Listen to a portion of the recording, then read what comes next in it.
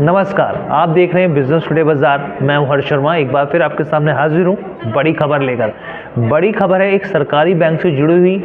यहाँ पर इसका घोटाला कहिए या फिर गलती कहिए, यहाँ पर मैं क्वेश्चन मार्क लगा देता हूँ। ये अभी इसके बारे में क्लैरिटी आनी बाकी है, लेकिन ताबड़तोड़ कार्रवाई हो रही है। सीबीआई के जरिए एक के बाद एक छापेमारी हो रही है। और ये जो सरकारी बैंक है, ये कौन सा है? ये है यूको बैंक। जी हाँ, यूको बैंक में पिछले दिनों खबर आई थी कि 820 करोड़ के 850 करोड़ के आसपास के घोटाले की अब उसी में एक बड़ी कार्रवाई होती हुई दिख रही है। ये घोटाला क्या है और साथ ही अब सीबीआई की तरफ से किस तरह की कार्रवाई हो रही है, मैं ये आपको बता देता हूँ। देखिए, central bureau of investigation CBI ने यूको बैंक के देश भर में करीब 62 ठिकानों पर छापेमारी करी है। यहाँ पे छापेमारी शुरू हो चुकी है और जांच एजेंसी की जो एक कार्रवाई है वो basically immediate payment service IMPS का जो घोटाला निकला था सामने करीब 850 करोड़ रुपए का, उसी से जुड़ी हुई ये कार्रवाई हो रही है। 6 मार्च को सीबीआई ने राजस्थान के जोधपुर हो गए, जयपुर, जालोर, नागौर, बाड़मेर समेत महाराष्ट्र और पुणे में भी कई जगहों पर इसमें यहाँ पे छापेमारी करी है। और रेड के दौरान जांच एजेंसी ने यूको और IDFC से जुड़े 130 डॉक्यूमेंट्स जब्त किए, सीज किए। इसके अलावा 40 मोबाइलों को जब्त किया है, फ़ोन्स को, 2 हार्ड डिस्क को जब्त किया और साथ ही इंटरनेट डोंगल भी सीज किए गए हैं।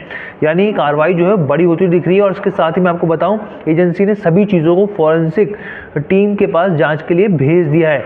और सीबीआई ने मौके पर 3 संदिग्धों को भी जांच के घेरे में ले लिया है। और इस मामले में दिसंबर 2023 में सीबीआई ने 13 जगहों पर छापेमारी की थी। यानी अब ये छापेमारी का जो दायरा है वो बढ़ता चला जा रहा है। करीब 62 ठिकानों पर यूको बैंक के जो भी ठिकाने हैं उनसे जो जुड़ी हुई जानकारी निकल कर आ रही है, उसमें छापेमारी हो रही है। अब ये मामला है क्या यूको बैंक का?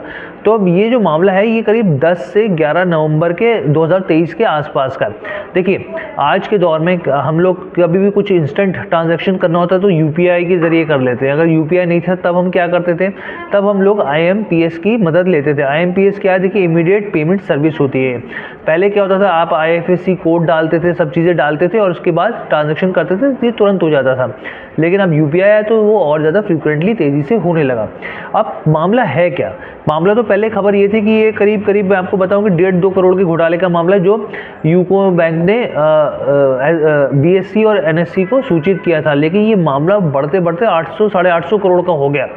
अब ये मामला हुआ क्या? देखिए, मामला ये हुआ कि 10 से 11 नवंबर के बीच जो करीब 7 प्राइवेट बैंक थे, उनसे एक ट्रांजैक्शन निकलता है, बड़ा ट्रांजैक्शन, और वो यूको बैंक के अकाउंट्स में जो उनके अकाउंट होल्डर्स हैं उन तक पहुंच जाता है। आप समझिए, 7 प्राइवेट बैंक थे, करीब 14,600 अकाउंट थे। 7 प्राइवेट बैंक, 14,600 अकाउंट से IMPS होता है ट्रांजैक्शन, ये पूरा ट्रांजैक्शन होता है। और इसके ज़रिए यूको बैंक के 41,000 अकाउंट होल्डर्स के खातों में गलत तरीके से ये करीब 850 करोड़ रुपए ट्रांसफ़र हो जाते हैं। अब आप सोचिए, जब भी हम IMPS करते हैं तो पहले परमिशन ली जाती है, आधे घंटे का प्रोसेस होता है, इसमें काफ़ी सारी चीज़ें ध्यान दी जाती है। कोई भी प्रोसेस के लिए पहले परमिशन लेके उसके बाद आगे उसको बढ़ाया जाता है। लेकिन यहाँ पर अचानक से रातों रात 850 करोड़ रुपए ट्रांसफ़र हो गए। आप सो रहे हैं, आपके अकाउंट में 10 लाख रुपए और सुबह उठ के देखेंगे उसमें तो 20 लाख हो गए, 25 लाख हो गए। तो ऐसे में बहुत ही अचंभित वाली बात है। यहाँ पे किसी तरह के बैंकिंग की तरफ से निर्देश नहीं हुए, कुछ हुआ नहीं, और उसके बाद अचानक से होगा। और इसमें भी सबसे बड़ा कैच क्या है? सबसे बड़ा कैच ये था कि जो पैसे ट्रांसफ़र प्राइवेट बैंक से हुए, यहाँ पे क्रेडिट तो होगा यूको बैंक में, लेकिन वहाँ पे जो 7 बैंक हैं उनमें डेबिट नहीं हुए, वहाँ से कटे नहीं और यहाँ पर क्रेडिट होगा। ये अपने आप में बहुत ही हैरान करने वाला मामला था। और इसकी जांच फिर सीबीआई कर रही थी और देखते ही देखते मामला बहुत बढ़ गया। यहाँ पे सरकार का भी हस्तक्षेप हुआ, अब सीबीआई भी इस मामले की जाँच कर रही है। आपको ये भी जानकारी दे दूँ कि 16 नवंबर को NSE और BSE पर एक लेटर भी लिखा उन्होंने, यूको बैंक ने, और ये भी जानकारी दी कि भाई 820 करोड़ में से करीब 650 करोड़ रुपए रिकवर हो गए हैं। लेकिन अभी भी जो बाकी का पैसा है वो कहाँ गया है, ये सबसे बड़ा कंसर्न है। और इसी के मामले में छापेमारी हो रही है। अब इसको आप घोटाला कहिए या फिर इसको टेक्निकल ग्लिच कहिए या फिर गलती कहिए, ये अभी तय होना बाकी है, क्योंकि अभी सीबीआई की जांच चल रही है, फॉरेंसिक जांच चल रही है।